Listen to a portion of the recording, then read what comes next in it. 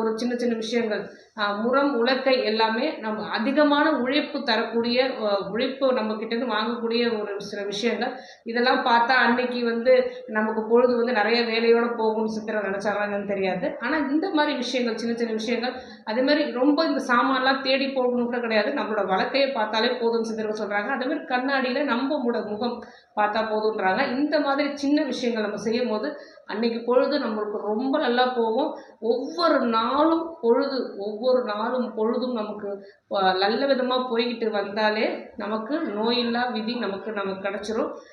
சின்ன சின்ன விஷயங்கள் தான் அப்படின்னு நம்மளை புறம் தள்ளாமல் ஒவ்வொரு நாளும் ஒவ்வொரு வேலை உணவும் ஒவ்வொரு நாள் செய்கையும் நம்ம கவனிச்சுக்கிட்டே வந்தோம் அப்படின்னா ஒவ்வொரு நாளும் நம்மளை நேசிப்பது, பிறரை நேசிப்பது, இதை செய்துக்கிட்டே வந்தாலும் மனமும் உடம்பும் ஆரோக்கியமாக இருக்கும். ஆரோக்கியமாய் வாழ்வோம். வேறு எதை பற்றி பேசணும்னு நீங்கள் நினச்சாலும் சரி, தாராளமாக கமெண்ட் பண்ணுங்கள்.